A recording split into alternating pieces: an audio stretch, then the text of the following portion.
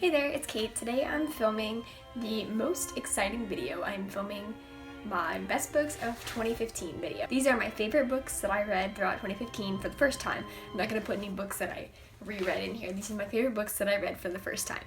I've picked out 10 books that were my absolute favorite and I love them so much. So I'm just going to start in descending order. So I'll start with my least favorite of the favorites, so that would be number 10. Coming in at number 10 is Hex Hall by Rachel Hawkins. I don't own this book. Actually, a good point to make is that I don't own a lot of these books, which is surprising. Hex Hall is about a girl named Sophie who discovers that she is a witch and is sent to a school for supernatural teenagers, and it's really funny. So my favorite thing about this book is the humor. It is hilarious. I really love this trilogy and it's just a lot of fun. It wasn't really serious by any means. It's just a really, really fun trilogy. My only complaint is that she didn't end up with the guy that I preferred. It was a love triangle, you know, but she ended up with the other guy that I didn't like. But, you know, other than that, I really, really love this trilogy. Next, number 9 is Gathering Blue by Lois Lowry.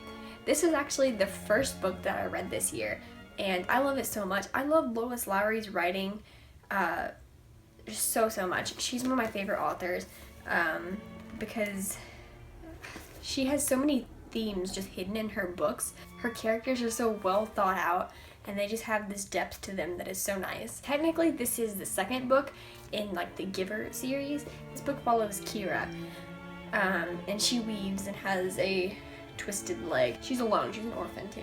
At number 8 is Paper Towns by John Green. This book, I'm sure everyone knows what it's about. It's a road trip basically, and Quentin and Margot and all that jazz. So I really love this book. It was so engaging and it was so fun. It's so much fun.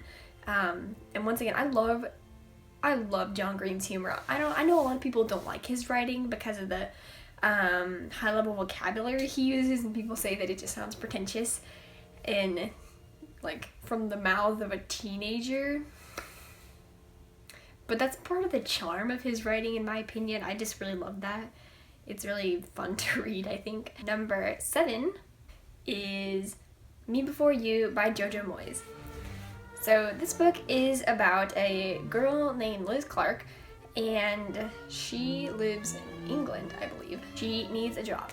So she eventually finds a job working for a boy named Will. And Will is a paraplegic, and he's not a boy, he's a man, like a grown man. That was the wrong thing to say. Will is a paraplegic, so he is confined to a wheelchair. I mean, his mind is in perfect condition. His only problem, paraplegic, is he can't walk. She is his caretaker, so that doesn't mean she's not really a nurse. She's just there for moral support. And this book is so heartbreaking. I cried so much. It is one of the most truthful books that I've read concerning an injury like this, and I really, really love that. It's so truthful, but it's so heartbreaking. Number 6 is Uprooted by Naomi Novak. So this book is such an amazing fantasy book. It is about a girl named Agnieszka who lives in a small village, and it's kind of medievally feeling, you know? And every 10 years, this man named the Dragon, he's a wizard, who lives in a tower in the forest, comes to them and takes one girl. Now, in exchange for this girl, he protects the village against the wood. And the wood is what surrounds the village, is the evil wood. And it is filled with dark magic, so he protects them against the wood. This book follows Agnieszka in her journey as she is picked by the dragon as his one girl. So this book is so good. I would like to say that Agnieszka doesn't have a lot of depth to her, but I really love the dragon as a character, and he really makes up for that. And I love the magic in this book. The magic is so interesting, and it has to do with plants a lot. I thought that was really fun. Number 5 is A Court of Thorns and Roses by Sarah J. Maas. So I love the Throne of Glass series so much, and so when I heard that she had a Beauty and the Beast retelling coming out, put it on hold at the library before it was even at the library. When I got this book, I read it right away. It was so good. I love Tamlin. Feyre's pretty great as well. I love her. I must say, okay, a lot of people like Rhysand, but I don't like him. I don't like him. I like Tamlin. She belongs with Tamlin. So I can't wait for the next book in this series to come out. For number 4, we have got The Snow Child by Eowyn Ivy. So I just finished this book and I just put a review up for it as well. This book is about a couple named Mabel and Jack who move to the Alaskan frontier in 1920 to start a new life because they are unable to have a child. So they want to start new. One day, when the first snow of winter comes, they build a snowman, or rather a snow child, and the next day, it's gone. It's gone from the yard, the mittens, the scarf, everything. It's all gone. So this book follows their journey on the Alaskan homestead. This book is so slow and moving, and I really love Jack and Mabel as characters, and I just think it's a really good book. Number 3 on my list, we're getting up to the very top, you see. Number 3 is Crown of Midnight by Sarah J. Maas.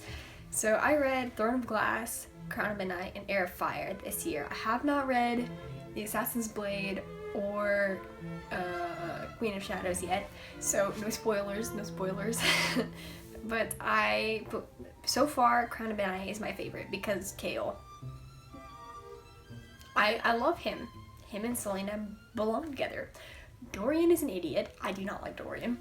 So, I mean, that just explains why Crown of Midnight is my favorite book of the series, but yes, it is amazing. I really love the romance, and I also really love how strong Selena is as a character. She's really empowering. So now I'm gonna cheat a little bit because I can't decide what my favorite book of the year is. I have a tie between first place and second place, and I'm just gonna do it. I mean, it makes sense. In a toss-up between first and second place, we have Harry Potter and the Deathly Hallows and The Return of the King. So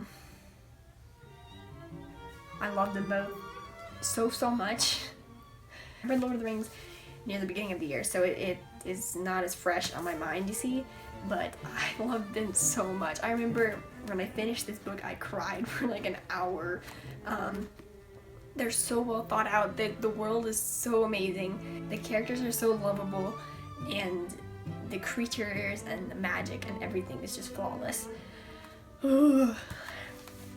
But more fresh on my mind, we have Harry Potter and the Deathly Hallows. I don't know what to say. I mean, I mentioned my comatose feeling. I don't know what to feel after this. I've been trying to read other things, but it's so hard. It's so hard. I love Harry, Hermione, and Ron and Ginny so much. Yes, I ship Harry and Ginny so hard. I love Ron and Hermione, but Harry and Ginny are by far my favorite couple. I don't know why, I just really love them together. This book is such an adventure, and it's amazing. It's so good. Both of these books and series as a whole are so good. And yes, these two are my favorites from the series, so I'm not like just holding up a random one, the last one. These are actually my favorites from the series. So that's all. Those are all my favorite books that I read in 2015. I think I had a really good reading year. I think if I finish the book I'm reading right now, I'll either have read 54 or 55 books in 2015. So that's pretty good for me. I'm pretty happy with that. And most of them have been really good. So I have only probably like 2 or 3 books that I didn't like at all in 2015. So let's hope next year is as good. Yes, 2016, please. So that's all for today. I'll see you soon. Bye!